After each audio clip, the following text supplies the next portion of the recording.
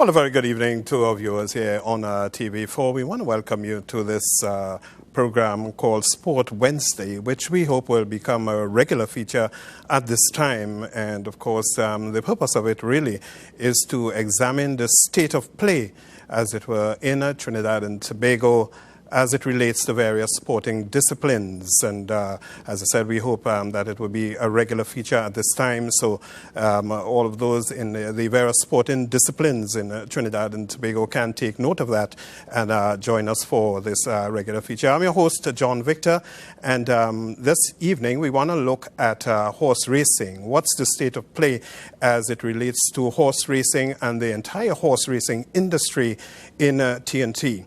And I'm pleased to have as my guest this evening Gary Camejo, just to my immediate left, and he's a racing correspondent.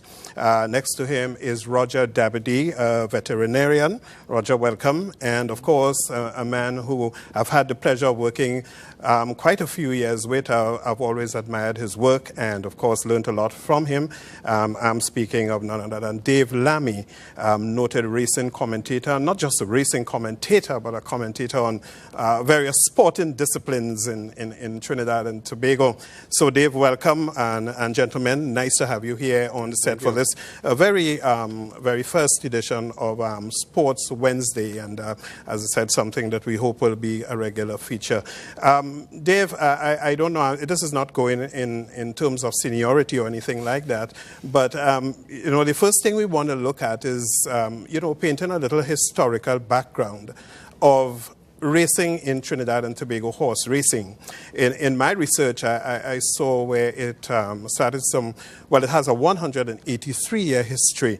I'm not very good at mathematics. It says here on my sheet 1828. So I just wanted you to put that horse racing and the sport in TNT in a little historical perspective before we get a substantive discussion in terms of the state of horse racing in TNT. First of all, John, I think it's an appropriate program to start with racing. Yes. A new program, we're jumping out of the gates. As it were. We start, and I hope it will be a success. Yeah. Horse racing is a very technical sport. It's a very exciting sport. And you see, I said the word sport twice in my first sentence.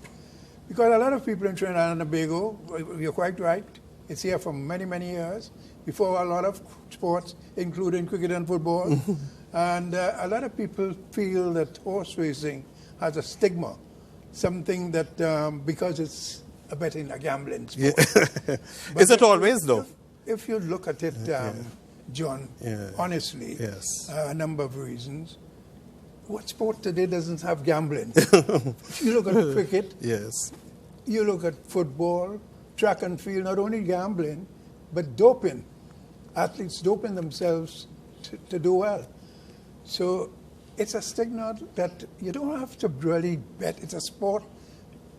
The race starts at a starting point. Yes. It ends at a finish. That's a sport. As far as I'm concerned, yes, it has been with us many, many years. And we've gone through a lot of, not when I say we, not me. I've been here for about 3 decades. It preceded your time, yes. But in my time. Racing has gone through a lot of periods, and it started at the Queen's Park Savannah. It couldn't continue there. And we also had tracks down in San Fernando. We had tracks at Arima, and we had a track in Tobago. 4 tracks in a small country like that. Yes. And when you think about it, we had a lot of good horses, good races, big crowds, and people came from all over Trinidad and Tobago to horse racing. It was really a spectacle. Yes. It was something that we all grew up with, especially us who used to be at the Savannah. And anything that happened in Savannah, we were there. Yeah. I always tell people there was golf and tennis, I would have been playing that as well. Yes. But that's the way sport of horse racing was. A lot of champion horses, extremely outstanding jockeys, good trainers, good people around the sport. And I think where it is at today, it is not what it should be. But I think it's still a very exciting and a very interesting sport. Great. I want to get Roger and of course, Gary's perspective on that first off as we begin. Roger, how long have you been, a veterinarian and particularly dealing with animal health and maybe the health of the racing horses? Well, I like to take off from where Dave is. I mean, I, from Diego Martin, grew up around the savannah, and as a little boy, that's where every Saturday morning I went with my father, who was very involved in horse racing, more at administrative level and as an owner. Saturday morning was get up early, go to the track, watch horses, gallop. And that's where my interest became in it. And going through that, I mean, in those days, you had to be 12 years old to get into the racetrack. And 12 years was a big time. That's almost like a 21-year-old. You got 12 years, you can go to the racetrack and go to races. And that's what we all look forward to as young people who are involved in horse racing. So I can empathize with Dave. The savannah is where was my ground where I grew up and learned horse racing as a young boy. And then when I decided to do veterinary medicine, there was only one way I was going to go, going to deal with horses. And ever since I graduated in 1981, I've been a vet involved in horse racing here in Trinidad and Tobago. Yes, yes. Well, Gary, let me come to you and get your perspective. You're also a racing correspondent. And in terms of your experiences, what's your perspective in terms of, the history of racing and, some of the memorable names and so on that you can recall in terms of jockeys and racehorses? Okay, well, I would just like to say my introduction to horse racing was by my deceased dad, who actually yesterday was his 12th year since he has passed on, Dr. Acton Cameo. Okay. And he brought me into, of course, following my dad into the races. Been there at one time. I tried being a jockey at one time, being in the paddock area, trying all little tidbits, of the racing game. And at one time, it was even bandied about that I should have been his assistant trainer. Yes. But, I went my own direction. Life took you in different paths. I owned horses. Yeah. Okay. I owned a horse. And I got into the game, loved the game. Yes. And here I am, enjoying it after, 30 years. Great. Well, gentlemen, this discussion, of course, is very interactive, so you can feel free to come in at any time. But, Dave, I just want to go back to the locations, because I remember in my lifetime, I'm sure you gentlemen, we now have one centralized area which is in Arima for horse racing. But at one time we had Sherburne Park in Tobago, we had Union Park in Marabella, and of course we had the Savannah. Those are the ones I remember. And of course Arima was always there.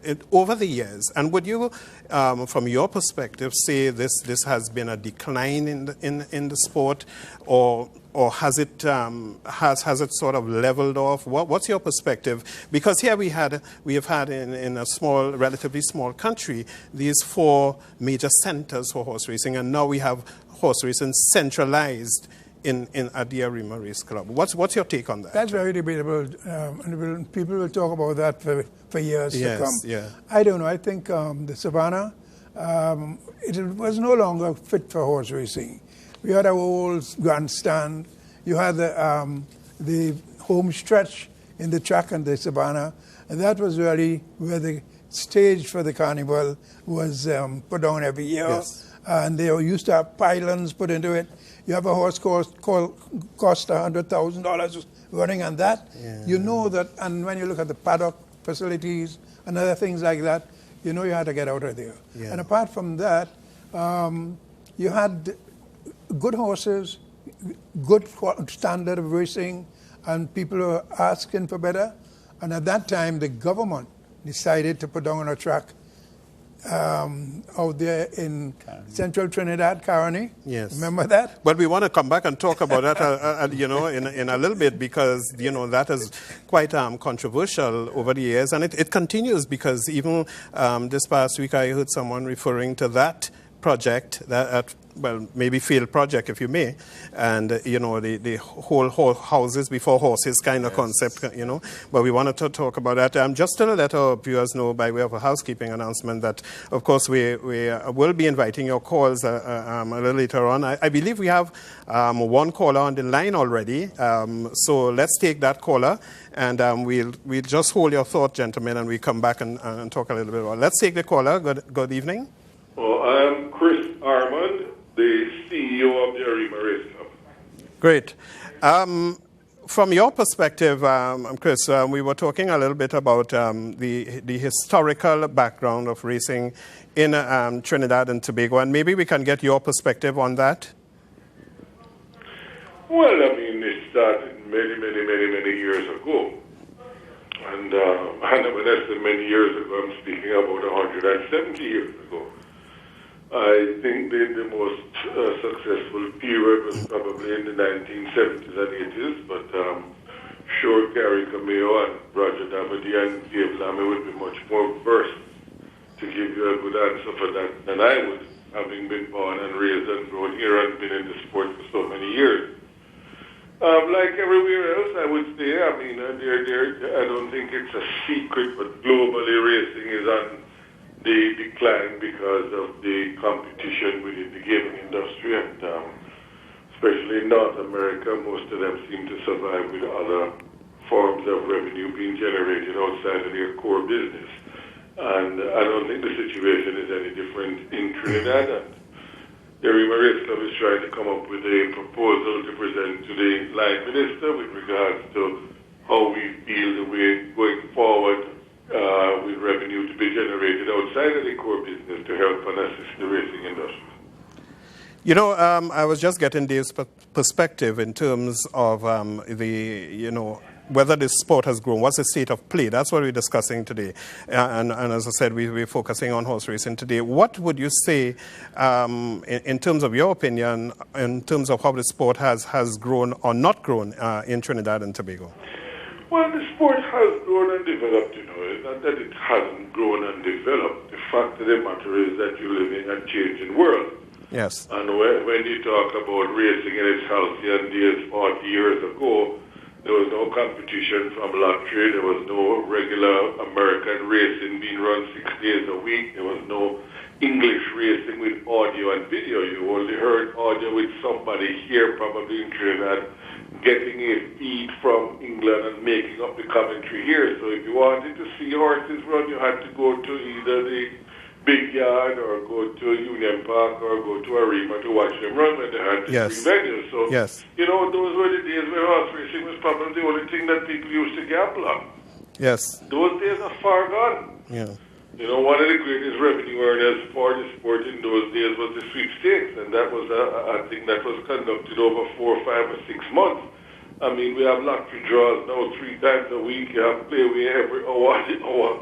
Who's going to put their money up to win a prize that is 5 months decided down the road? It's not just going to happen anymore. Yes. So when you live in a changing environment within the gaming industry, you got to learn how to play your role and to try and get legislation, because legislation in the gaming industry in Trinidad is 77 years old. Now, come on. Technology is changing every day. It means that things need to be put in place to have a proper playing field for the gaming industry, and the government is moving to do that. Quickly before you go, what do you think, in your opinion, are some of the things that we need to introduce into the sport to ensure, one, its growth and, of course, its sustainability over the years?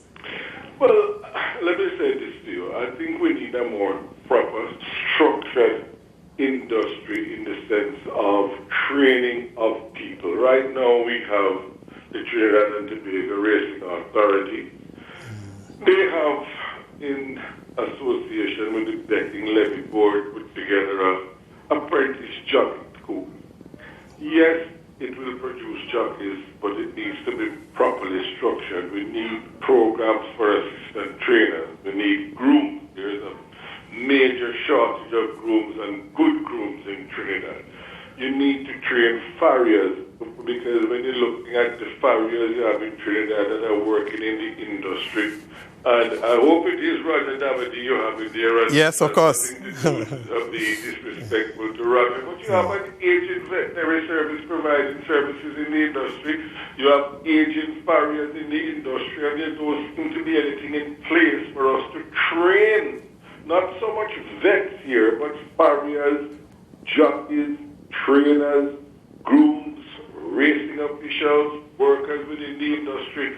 All of those things are important for the development and growth, and there are really no programs in place here, proper programs, that is, to deal with that. You know, I mean, trying to attract owners, you need proper structured race programs, you need proper prize money, you know, I mean, for the Arima Race Club to survive with the revenue it's making now, it just can't survive. I mean, these things need to be looked at, and as I said, because of the gaming industry regulations, rules and regulations being so old, hopefully when the government moves to update it, and they are moving quickly, I believe that something will be done this year, knock wood, that those things will help to level the playing field within the gaming industry and give the horse racing industry a chance.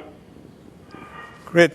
Chris Hammond, thank you very much for joining us on this very first edition of Sport on Wednesdays, and of course your perspective on the state of play as it relates to horse racing. We'll continue our discussion. We have to go to a break, but we want... Thanks for joining us. And of course, we take a break and then we come back. When we come back, we take your calls, members of the public who may wish to get in on the discussion. And so the numbers to call us at 675-8747 and 675-8749. Those are the numbers to call us. We're also streaming live at www.facebook.com/our TV4 and gisltd.tt/-4. We are also at Twitter #Sports Wednesday. So, you know, we're in with the technology, and you can follow the discussion as well. We take a short break and we'll be back with much more here on Sport Wednesday. Looking at horse racing. Stay with us.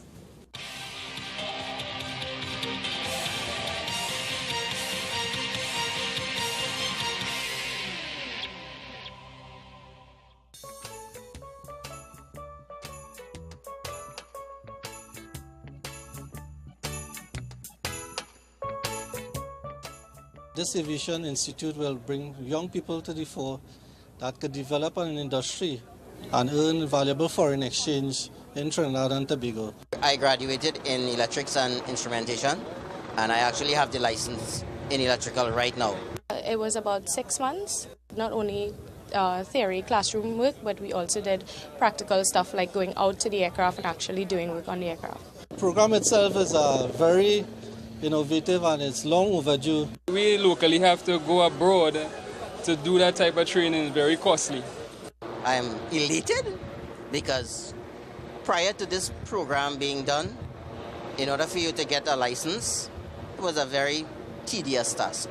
This program, this 6-month training program, just made it a whole lot easier. Join us every Thursday as we get tough about the economy, tough about business, and tough about government matters in Tough Talking Thursday. This week, host Nicola Barito discusses oil on the boil with guests Minister of Trade, Industry, Investment and Communications, Senator the Honourable Vasant Bharat, Richard Lewis and Raquel Moses. Stream it live on www.gisltd.tt/TV-4. Tweet the panel using hashtag Tough Talking Thursday or call in and share your views. Don't miss Tough Talking Thursday every Thursday at 6:30 p.m. on TV4, Our TV.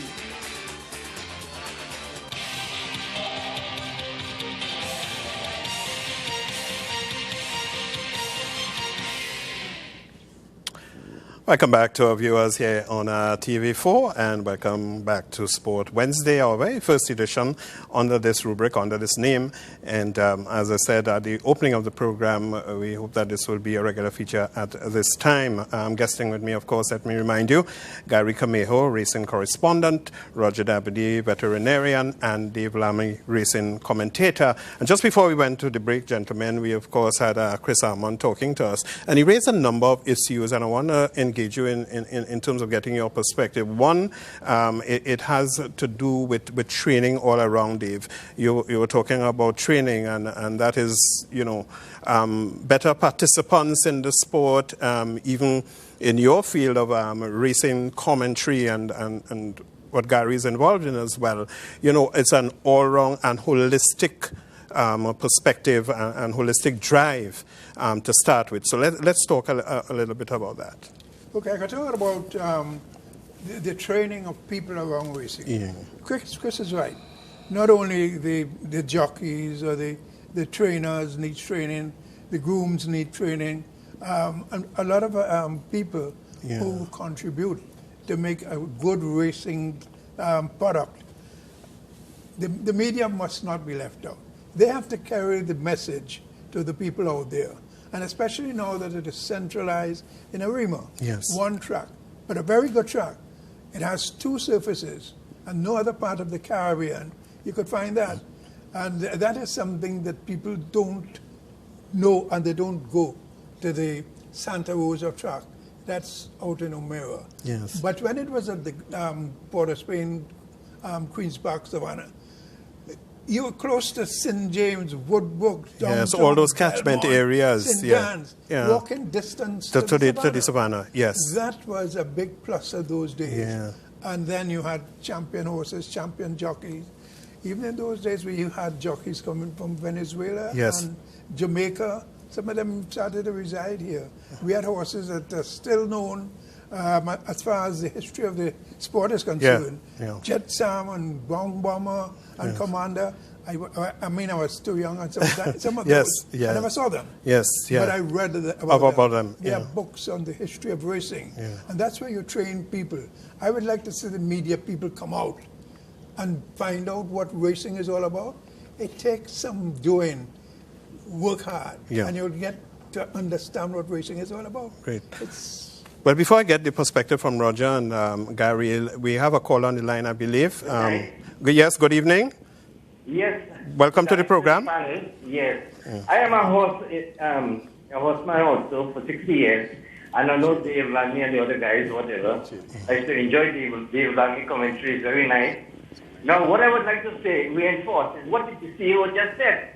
We really need to revitalize this industry. And the only way we can do it is if we put all our resources together, the assets of the Arima racetrack, the line ministry, and all the enthusiasts. We can get that Caribbean facility working again. And this is the spark we need. And it will be a nice atmosphere for family to go and enjoy a day. You understand? This is what we need. And I'm going to write down, as a database right, I will write it and I will send it to the government, the several ministers. I have the email address, okay? Thank you very much. Great. Let me go to Roger and get your perspective and develop on some of the points that the CEO made. I agree. Training is important, but we have done it over the years.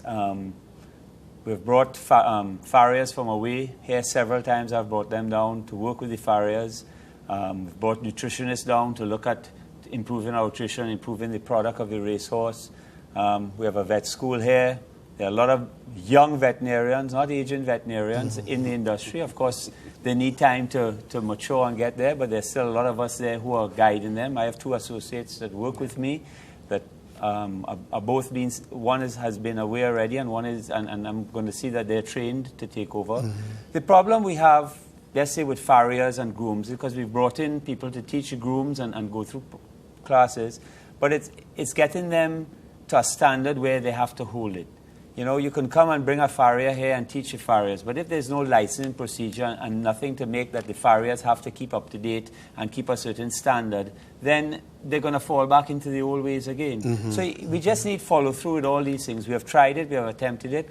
We have to find a system where there's almost like a continuing education, that they have to have a certain level, a certain standard. Right now, there isn't. Anybody can go in the paddock and be a groom. Anybody can go in the paddock and be a farrier and just nail shoes on. So if we don't have a level, a standard, a level of care, then, you know, we're really shooting ourselves in the foot. But we have tried, and we need some sort of registration or licensing of these so that the level at which we want them continues. And the same thing for the jockeys. I remember Tommy Carter running the jockey school. And it's there, but I just think we need to work at it a little more and train these individuals. You know. Great. Just to take up on Roger a little bit more. What we are seeing now, this Saturday coming, we're going to have, 6 new jockeys, apprentices. 2 of them are girls. And that's important. We have veterinarians, a lot of females. Yes. And that's important. Some of them coming in, and we never saw those things before. Yes. Girls involved in those areas. We saw girls being jockeys. But now it's a very interesting turn of events here. And we'd like to see how these young girls and the young boys who are coming out for the first time on Saturday. Yeah. Because, Chris talked about the aging vets and so on, and I wanted to ask you, gentlemen, if there was an interest, if you think there was an interest among young people to get into that area of animal health. We've seen it more, I would say 5 or 6 years ago. I was worried because most of the young vets in the vet school weren't interested in equine horses. Yeah. And then some of the local people who are away in veterinary school, not necessarily here, were not. But there are a lot of young vets now. I think we have 3 or 4 new veterinarians who work at the track that have all graduated within the last 2 or 3 years that are interested in equine. And right now, I see a big interest in equine. I mean, the industry is contracting, unfortunately, so I hope they want to stay in the industry, but yes. I mean, there is definitely in the last 2 or 3 years an interest in the equine field. Great. For veterinarians. Gary, from your perspective, how do you view it? Well, getting on Roger's situation here regarding the vets, we have seen by virtue of being up there every Saturday, we have seen the young vets coming in the game, man. In fact, we encourage them. When they have their little questions, asking us stuff and about the whole game of horse racing, and you're seeing that interest. But digressing a bit on the issue of this whole thing about what Chris has said, horse racing is a big industry. Overseas, if you go overseas, United States, United Kingdom, Asia. Yeah. I mean, just this weekend coming here, you have a big $29 million race card in Dubai on Saturday night. And, Saturday morning Trinidad time, yes. But it's the night over there. And it's a big business worldwide. And, if we can just, import some of this type of enthusiasm of the industry of horse racing. I mean, it's a serious, big industry overseas. Okay. And, I look for the day where, we could really handle this horse racing as a brand. Yes. Not just, people feel that on a Saturday just come and, make $1 here, but as, bring professional people really looking to get into the profession, the various facets of racing. Right. And I think we were to go forward there. Great. Well, I want to come back and talk a little bit about the economic impact because Chris raised that. And, I want to find out about the contracting in terms of, having one centralized thing, if that was good for the sport. But we have a caller on the line. Good evening, caller. Good evening to you. Are you there? Good day. I'd like to correct Mr. Lamy, Dave Lamy from Menedia. It is one female rider and twin riders. Okay. Mr. Lamy, I would like to give you an insight about I'm a jockey Larry Fitzgerald, and I'd like to tell you about the situation concerning the safety of riders. We have a Red Cross room, an ambulance service who's supposed to respond with absolutely nothing in it. Okay. Nothing in case a jockey gets injured, right? You're supposed to respond to an emergency and you have nothing to give to a rider. We have guys who are walking on the track every day. We're making complaints about it. 2 or 3 horses getting them wild, jockeys are falling, and then when the ambulance responds, they have absolutely nothing in it. Well, I think that might be more problem for the administration of the Arima Race Club. Dave, I'm not sure you want to weigh in on that one, but he's talking about facilities, maybe medical or otherwise, not being in place. Is that the situation? And those things are in place. Yeah. One, we are talking about the impact and the development of the sport. There was a time when we were thinking very seriously of making that part of the tourism industry, horse racing. Sherburne Park in Tobago was the spot that they were thinking of, because that is where the tourists go. Yes. And tourists usually like going to racing, casinos, and those sort of things. Sherburne Park closed down, and the club ceased to exist. And I think that set them back. But there's a product in Tobago where you could carry horse racing more regularly if you rebuild that track, and I think it will do a lot of good to the tourist industry. Yes. Gentlemen, do you all feel that, this centralizing, as it were, was good for the sport historically? Because here it is, you were encouraging sport tourism and so on, and a place like Tobago, which is, so picturesque and really, a place that you're encouraging. I mean, the bane of the economy there is tourism, and is one of the areas growth poles that the government is looking at. Do you think that the centralizing of racing at Arima has been beneficial for the sport? Well, historically, you'll say no. But I think it was the only way we can go. I mean, I think the facilities are better. I mean, they're certainly not the best they can be.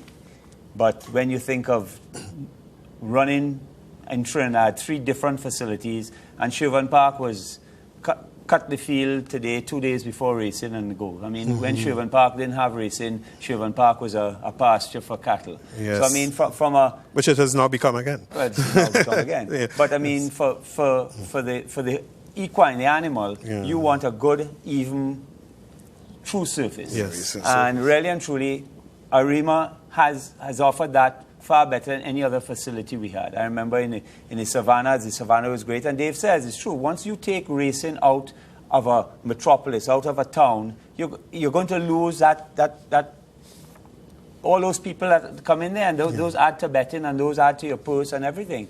But moving it there, the facilities are better. You cut down your expenses. You should, because you now have 1 facility to man rather than 3. And yes, historically it has shown that it has decreased, but I think that has a lot of issues. We have the economics from the 70s and 80s where this country was booming. And then racing is an aging population. I mean, we talk about it, and worldwide it is. The young people see nothing in racing. Racing takes too long.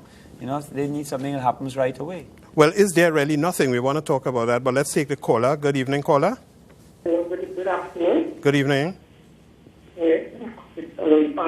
Yes, welcome. Good night. I am Miss Gaff, calling from Sandy Granby. Okay. I heard Mr. Deslami talk about the 1 female jockey. We have 2 feature and 1 with children. There's a boy who riding already. His sister coming up, he'll be riding Saturday. I can't wait to see his children outside there. I can't wait. I am a horse fan. Okay. And the only problem I have with races is when we have a big day, we find that we didn't have enough talent. Most of us try to see it all getting a bet. And I'd like to see that improve very much. Okay, thank you very much. Parts of the communication was breaking up, but we have another caller. Good evening, caller. Yes, hello. Yes. Congrats to you and the panel, and congrats on having this racing program. It's very interesting. Thank you very much. We have to realize a few things. When we had 3 racetracks, racing was managed in Trinidad and Tobago for free. You had a management committee, and they managed the racetrack, and you had a secretary, and that was it. You had no CEO and racing secretary being paid and all this stuff. Racing was virtually managed for free. The management committee of each racetrack, I can tell you in Port of Spain, the management committee, when they were away from work, they would go to the Savannah and meet there and discuss and what is happening, and it was done for free, for nothing. They paid a secretary, and there was no big expense, and the big expense really was the maintenance of the track, which was done.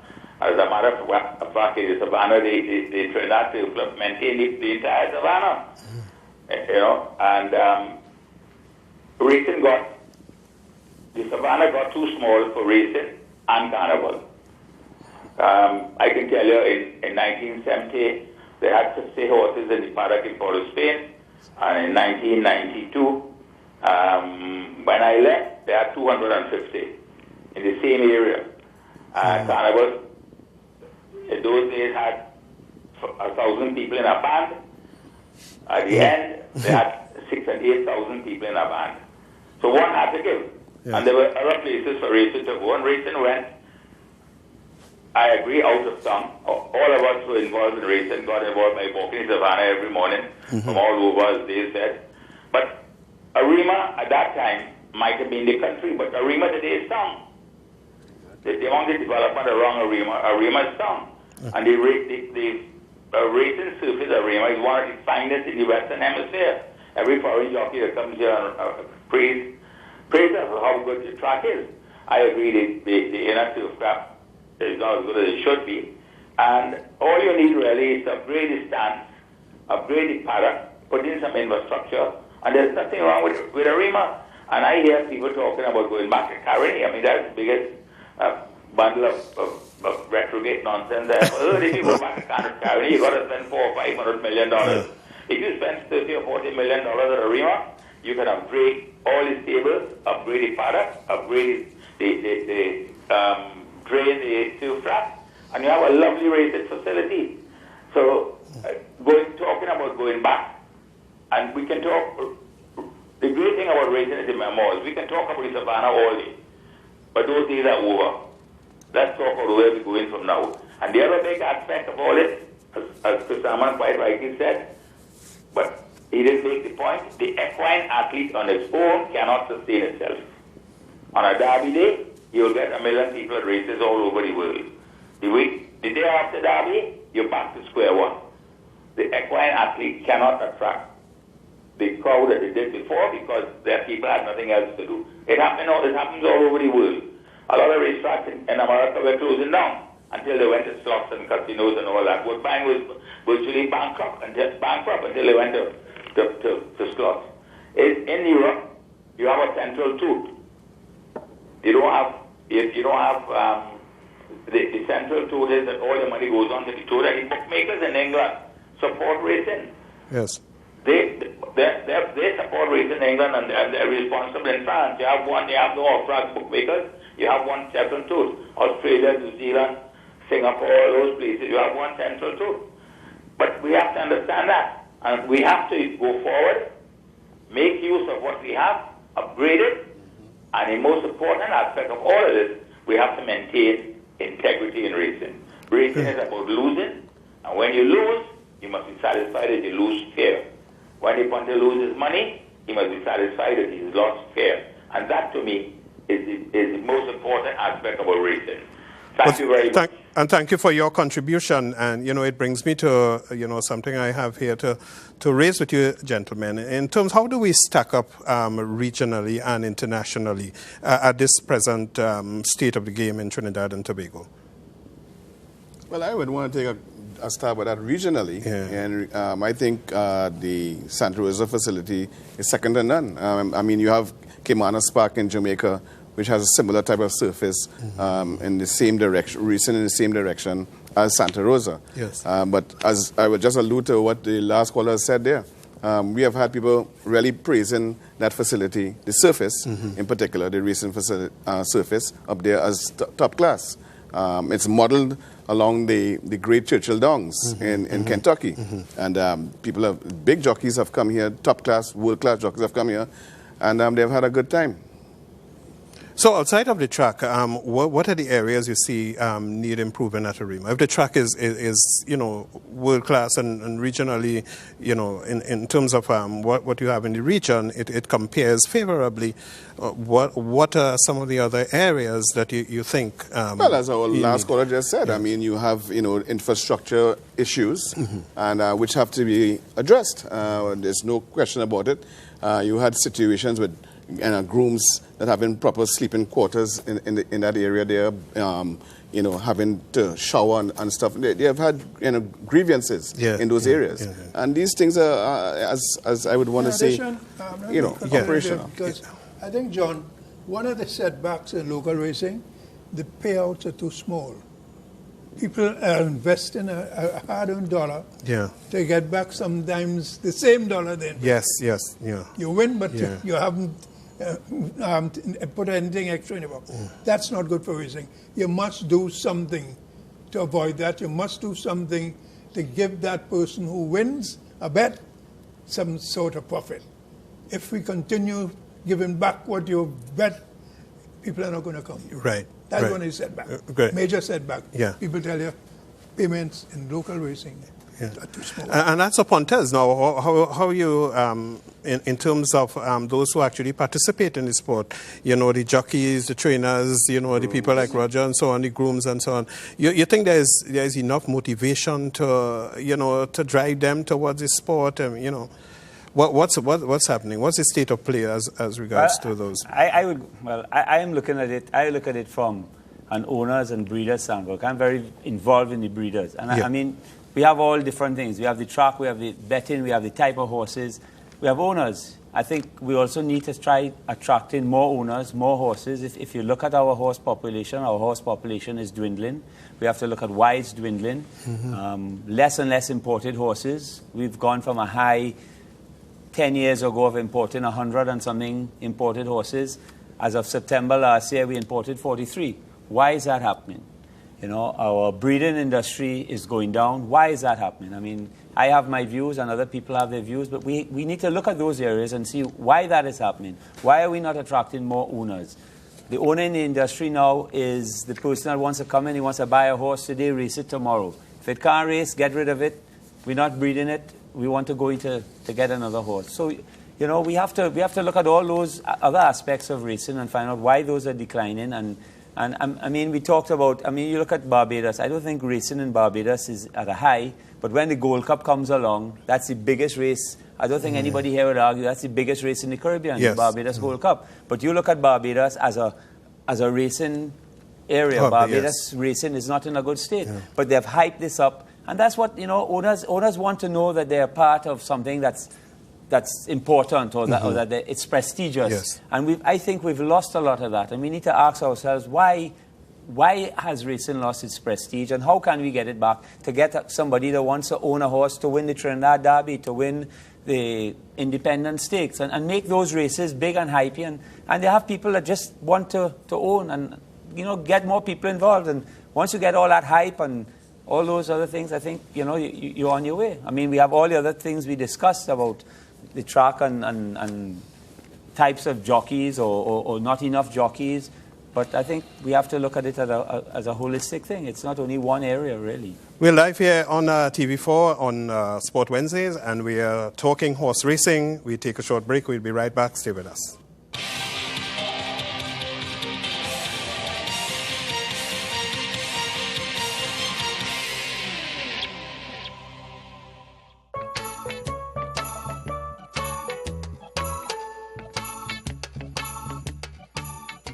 So PTSC has brought in 35 new CNG-operated buses. The first time these buses are factory manufactured, so it's not conversion.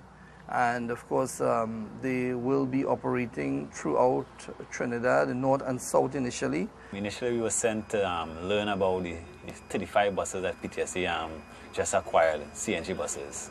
So our job was to get all the knowledge and bring it back to distribute it to the different technicians and drivers. The training including the engine training, the gearbox training, the axle training, the suspension training, and the bodywork trainings. Because it's compressed natural gas, a cleaner fuel, And two, it's less costly on the taxpayers to have to maintain and repair those buses.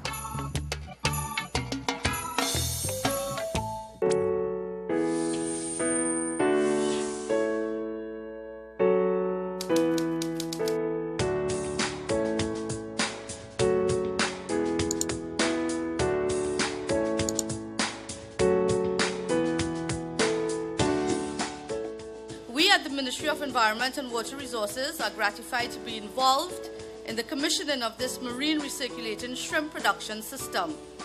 This latest research initiative of the IMA is yet another manifestation of our government's commitment to implementing the programs articulated in its 2010 manifesto.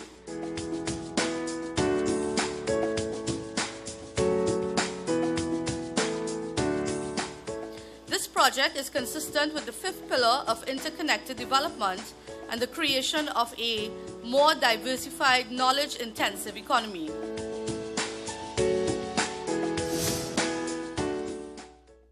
Cloud9 has slipped his field, opens up by 4 lengths. Tanganyika second. Legal advisor is trying to re-rally on the outside, but it's all about Cloud9. Cloud9 is absolutely laughing as its field. He comes inside the fire.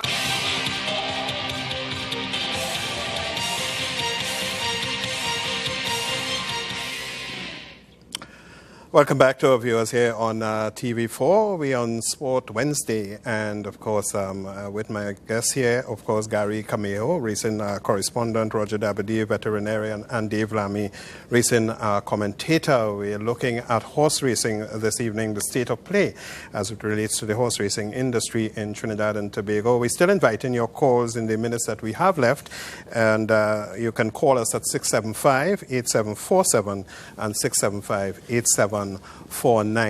Gentlemen, we're talking about the economic drivers and what needs to be done to maybe ensure the continued growth and sustainability of the industry. Would you say right now that the industry has sort of leveled off and it is at a static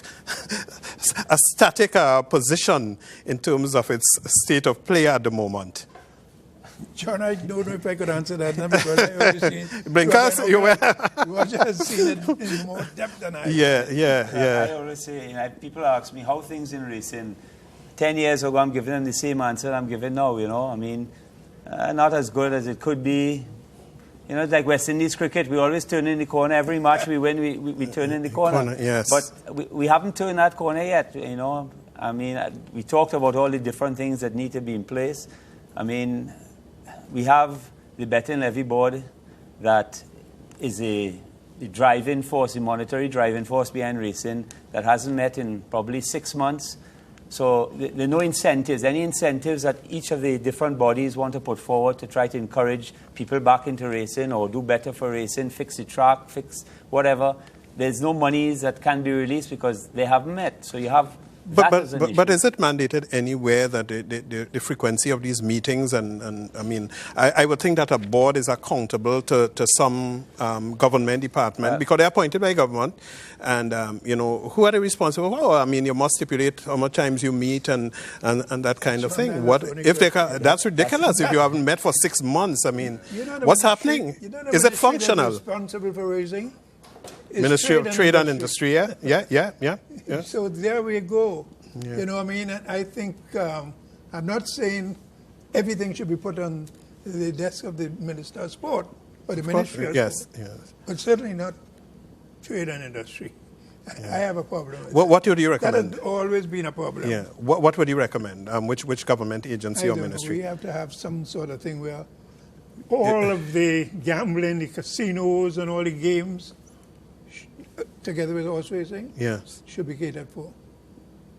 That's how I look at it. Because I want to get your gentlemen's perspective on the economic drivers. Who you think should be driving the change process? And considering all of the things that we have spoken about, and we see the areas. I mean, we identify the areas that need to be improved. But who you think should drive that process? Should it be the government? Should it be the industry? Are people investing in this sport? Well, I think the promoters are the ones who own the facility, and they're the ones that, to me, should be the main drivers. They get support. I mean, the Betting Levy Board, as I say, collects taxes on behalf of the government from racing. And that money, some of that money is put back into racing. But if you haven't met for 6 months and there are things that need changing, I mean, there are certain things that continue to run. But every day something happens and you want, somebody thinks that this is a way to go. You haven't met for 6 months, you can't get your board together, no decisions can be made. And these are the people that help fundraising. We're not asking government for money. This is money generated from racing. So it's not money that has been taken from taxpayers, so to speak. Yes. Yeah. But, I mean, if they haven't met for 6 months, no incentives. The Stud Farm Association, the owners have this nice plans have been laid out 6 months ago. Nothing has happened. And, so that we don't know where we are. How do you encourage new people into the game when you say, well, what's my incentive? I want to buy a horse. What's in it for me? Well, we have X, Y, and Z put out, but we're waiting on approval from the Betting Levy Board or whoever. All of that plays and all of that keeps people away from the game, And creates a gridlock. Yeah. Yes. Basically.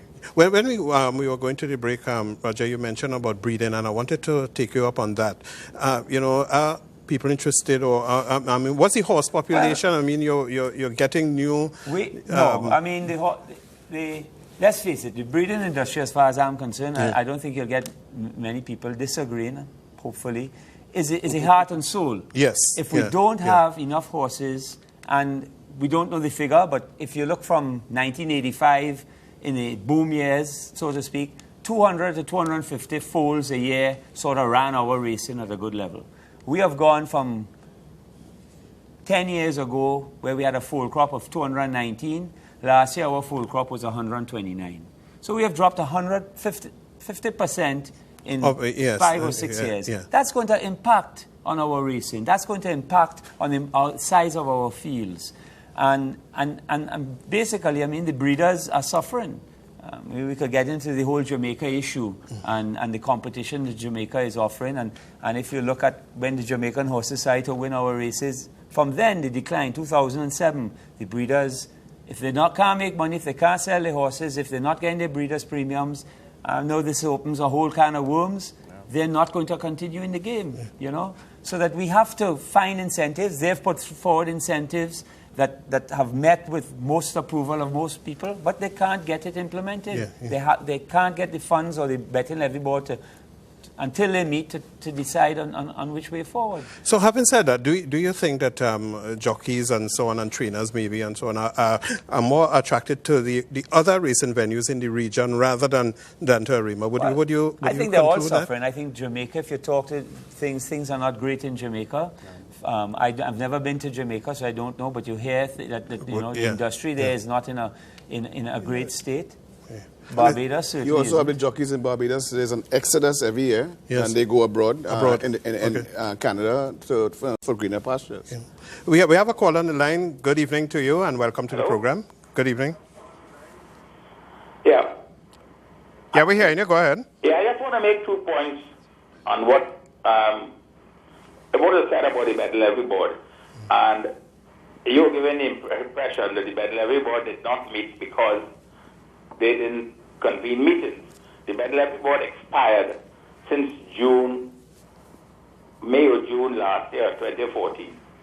And the government has never appointed a new Betting Levy Board to date. So it's not a say the Betting Levy Board did not meet. They have no board. We have no board. The government is supposed to appoint a new board when the other board expires, and they have not done that. The same thing with the racing at Saudi. They are working on a bear quora.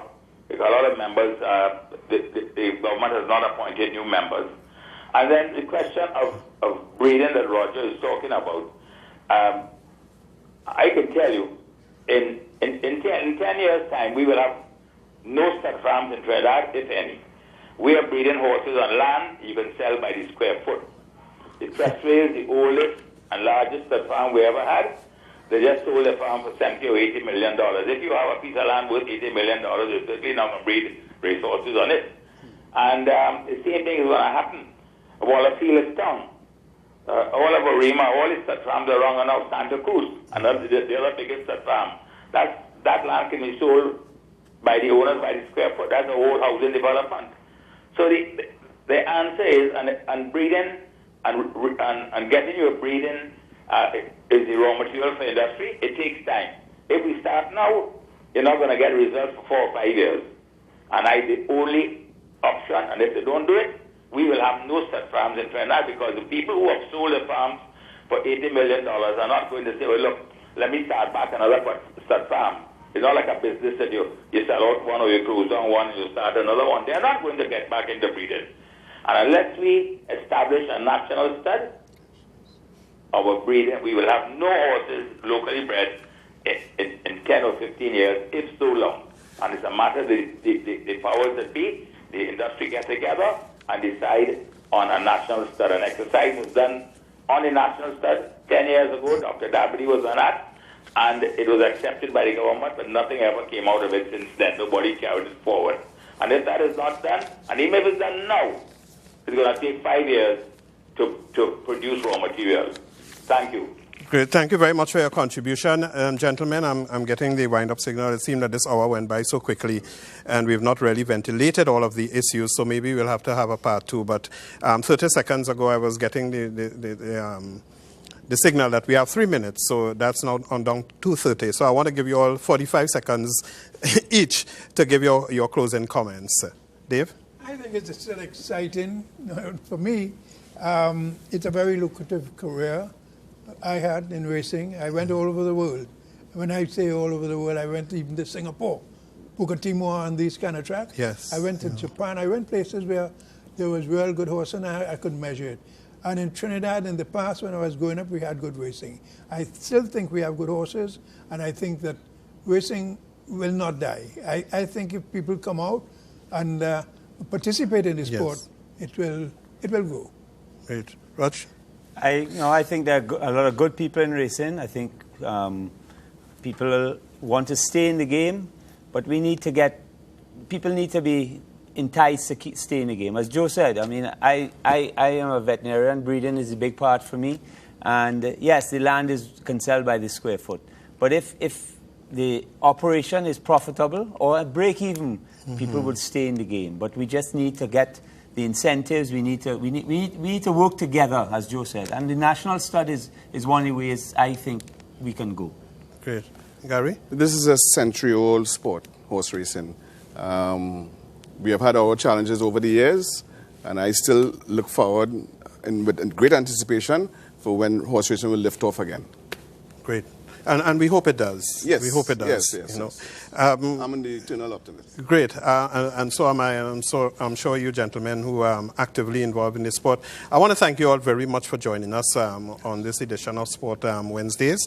Of course, Gary Camejo, racing correspondent, Roger Dabney, veterinarian, and Dave Lamy, racing commentator. We have been looking at the state of play as it relates to the horse racing industry in Trinidad and Tobago. We want to thank you all viewers for joining us. Of course, as I indicated, I don't get the feeling that we have ventilated all of the issues, and maybe we might have impressed upon management to have a part 2 or maybe of this discussion. But I think it's it has been a very interesting discussion, and we need to keep this very much on the agenda if we are to see growth and sustainability in the industry.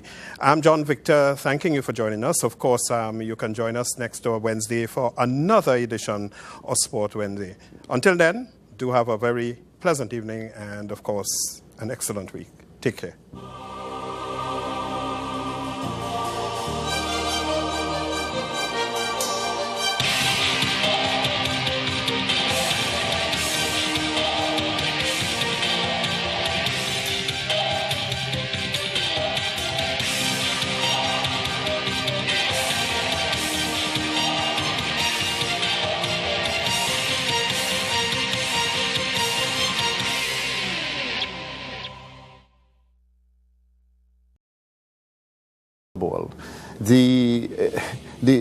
The work is done at the clubs. The clubs develop the players, right? What the international body does is attach itself onto they supplement what is already being done at the club level. Barcelona was largely responsible for the success of Spain at the World Cup 2010 and at the Euro 2012. I think 8 of the 11 starters were from Barcelona. Ajax has long been, Ajax and PSV, Feyenoord have long carried Holland. Right? So the club level is where the major work is being done. And